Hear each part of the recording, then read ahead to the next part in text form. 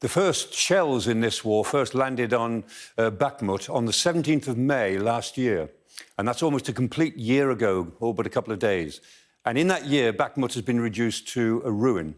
But this week, it began to change a little bit. There have been some counterattacks by the Ukrainians. On Tuesday, the 5th Assault Brigade actually pushed to the south and around the area of Ivanisk. And that began to outflank Bakhmut to the south. And then the 10th Mountain Brigade, Assault Brigade, the 10th Assault Mountain Brigade, began to push to the north, towards Bodenivka. And that created a second locus of attack. And what is happening in Bakhmut now may become irrelevant if the Ukrainians are able to complete the circle, if they're able to push both north and south of Bakhmut and surround the Russians who are bombarding the city. We'll see. It might be a big ask, but undoubtedly that's what the Ukrainians are trying to do. And they're trying to worry the Russians by launching these quite strong counterattacks north and south of the city. And Russians have clearly withdrawn from those areas to 3 or 4 kilometres away. And they've left the Wagner troops, who are in the middle of Bakhmut, exposed both on north and south, both of those flanks. So the question is this the beginning of the big Ukrainian offensive? Well, it's certainly an offensive action, and to understand it, we need to see it in context with everything else that's going on. And so the Ukrainians might push in the next week or two at Crimea, where they've fought for very strongly, Soledar, which they're quite close to already, Avdiivka, which they've fought very, very hard over, and Vuhledar, where they've withstood constant Russian attacks, but not actually given much ground.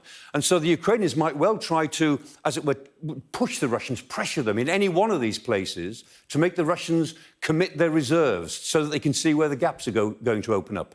But this is only one front in a very big front. If we look at the whole front between Russia and Ukraine, the fighting front, that's 960 kilometres long. And anywhere along that front, the Ukrainians might try to launch their offensive, maybe up in the northern part, the northeast, in Kharkiv province, maybe to push much more strongly in the Donbass to get back a lot of the territories that they have lost.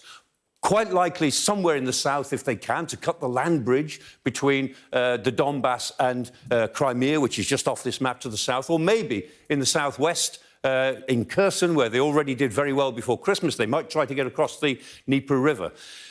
When commanders are thinking about this, they have to think about how to fool their opponent. It's like a game of chess between commanders. How to as it were, feint and decoy to make the other side commit more troops quickly in order to see where the gaps are. And that game of chess looks as if it's beginning now in Bakhmut. The Ukrainians have a good reason to try to hold Bakhmut for symbolic reasons, but I bet this is not the locus of the main attack. It may be part of it, but I bet this is only part of a preliminary process that the Ukrainians are going through. Meanwhile, at the other end of the world, the politics of this goes on. In South Africa, this ship, the Lady R, which is a ship belonging to a Russian transit company called Transmorflot, which is already sanctioned by the United States. It's an illegal company in the US view. And this ship, the Lady R, came down the west coast of Africa, docked with its transponders turned off in Simonstown, which is the naval base next to Cape Town in South Africa. It unloaded and loaded during the night, only ever during nighttime hours. And then, again, with its transponders off, it left and is on its way back, or has been on its way back for some time now, to the Black Sea. And so this is a ship behaving very suspiciously on behalf of Russia. The Americans this week said that this ship, they think, is carrying arms from South Africa to Russia. And that's a big political issue for both South Africa and the United States. The South African government have said, well, we'll investigate it. There's something wrong here, but we don't believe that that's the case. The Americans have gone public on this, which is actually quite a big thing to do.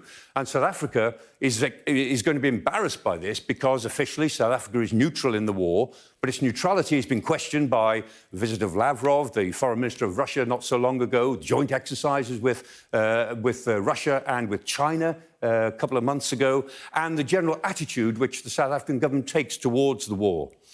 This is one big diplomatic spat at the moment. I think it'll run for a while yet, but it indicates a much bigger battle which is taking place as the Ukrainian offensive gets going, and that is the battle for world opinion.